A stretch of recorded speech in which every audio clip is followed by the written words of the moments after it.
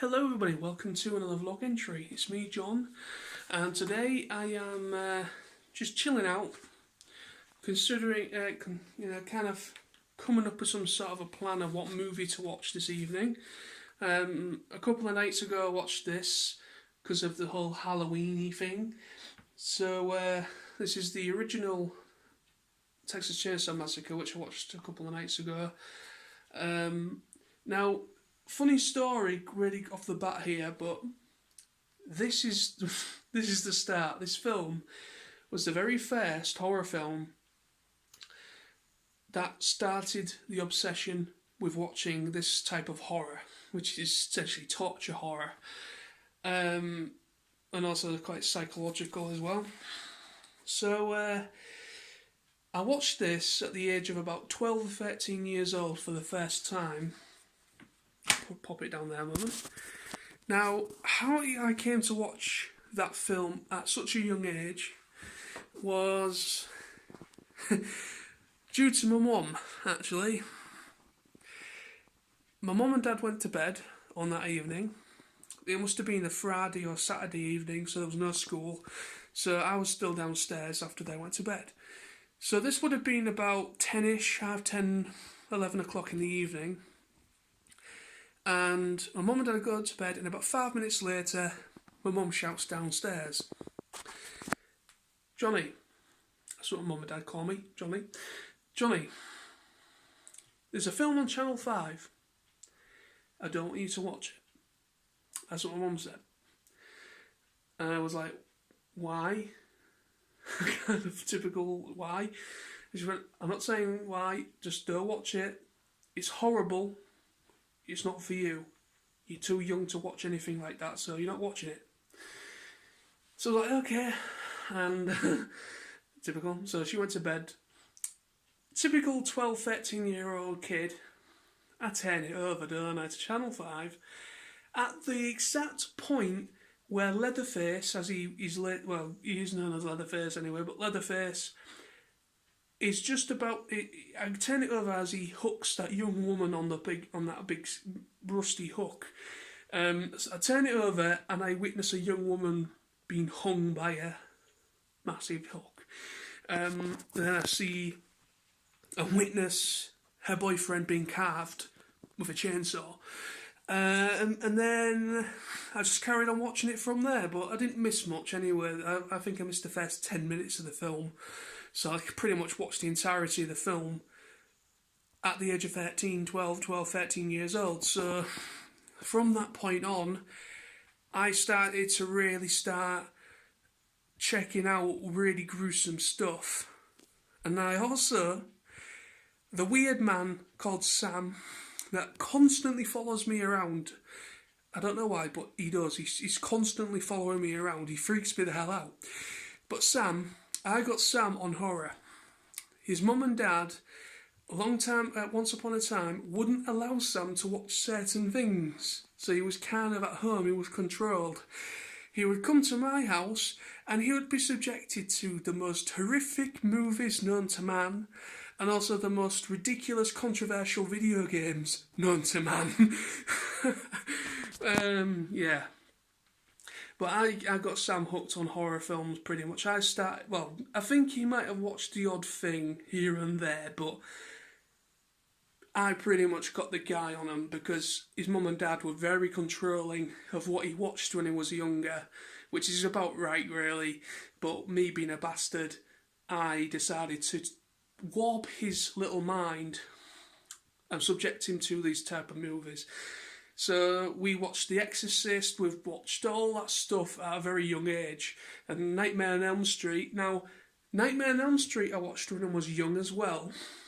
Does anybody remember, I think it's still on Sky, a channel called TCM, I think it is, and on a night time it changed to like a bit more of a horror vibe, and I remember on TCM they aired the original Nightmare on Elm Street. So I watched, I think I must have been maybe 14, 15 or something like that when I saw that for the first time as well.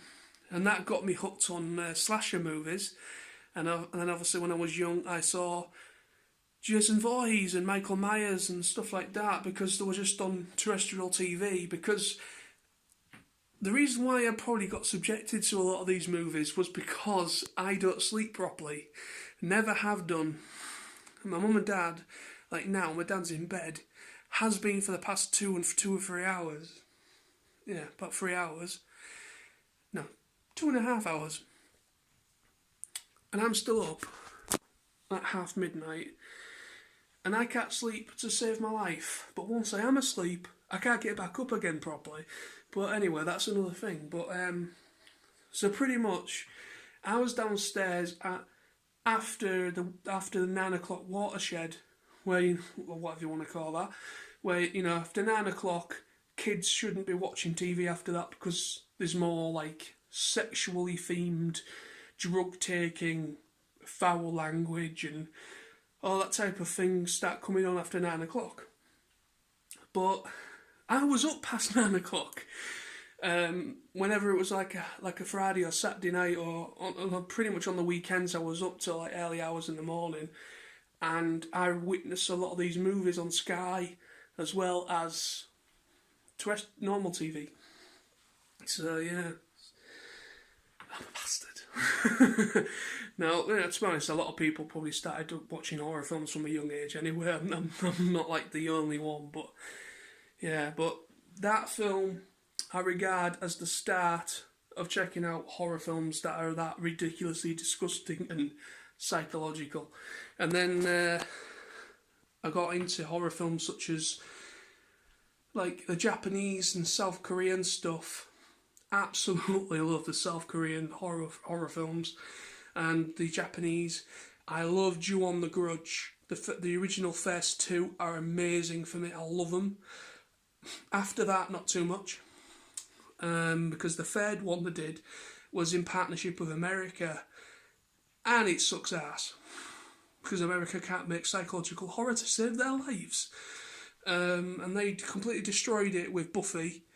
Why I say that is that the actress who played Buffy was in the reboot they did, the American reboot, and compared to, even though they used the same actress and same actress to play the cursed spirit, the woman, and they used the same house in Japan, all they did is pretty much just recast the characters to American/Japanese English-speaking characters. That's all they did, but it wasn't the same for me. It's just the performance of the Japanese actors in the original, the psychologicalness of how the spirit and the little boy, and how they're shot, and it's very, very off-putting and very eerie, and the Japanese know how to convey that through camera really, really well. And there's not many horror films in the West that can rival a film just like The Grudge. I mean, there's only like Wes Craven and John Carpenter and Clive Barker and people like that have the essence and understand how horror works and how to really convey it and really, and there's one random people now screaming outside. Anyway, I'm kind of guessing this because I noticed there was a few young teenagers out trick-or-treating earlier, which is not normal for our end because we don't have many trick-or-treaters down this end, but there was a lot of older people, young kids, but older than the demographic for going out, trick-or-treating, which makes me think that I'm kind of watching because I might get an egg at that window or probably a toilet roll at some point this evening. So I'm making sure that doesn't happen. That's happened a few times around this end. Being egged, not if you don't, trick or treat. If you don't treat them, they will probably come back and egg your house. That's happened a few times. But anyway, so yeah, so that's that little story there. Even though I wasn't really little, that's taking up pretty much the entire video. But so what I'm going to watch this evening, I'm currently watching Justice League. I can't remember if I mentioned it earlier, but that's what I'm currently watching, the Justice League animated series. So I'm going to watch a couple of episodes of that, and then I'm going to watch a horror film. Even though it's a little bit late, we are now on the 1st of November, but it's still early hours on Halloween, so it still kind of connects well. So I'm thinking I might watch a bit of George A. Romero's awesome zombie films. Which one should I see? I don't know whether to watch Dawn of the Dead or Day of the Dead, but we'll see how it goes. But yes, love a bit of zombie action. Love it. But anyway, so yeah, so just to say before I zone out here, but so what have I been up to? I should have said that at the beginning before I went on the tangent of horror films there, but what have I been up to lately? Well, nothing really. Literally nothing. Looking for work, as always. I've had nothing back. I've had no responses. I've had a couple of rejections, so essentially they are responses, but I've had no kind of comeback for an interview or anything like that. But I'm constantly on the lookout on the job front. But I just want to have a nice little shout out here to Brad Exilian. He contacted me through Facebook Messenger. I think it was in response to my last vlog I did. Could have been, I don't know, but pretty much he asked me pretty much how I was applying for jobs. And if I was applying using a CV, which obviously I am. And he asked me if to kind of send him it over through email or through Facebook Messenger, and he would go through it and proofread it for me. And I haven't heard back from him yet, but he did tell me he has been very busy with work and other stuff. So yeah, but I just want to say a little thank you to Brad for taking the time to at least view my CV and to come forward willing to help me out with that. I do appreciate that very much. So thank you to Brad very much.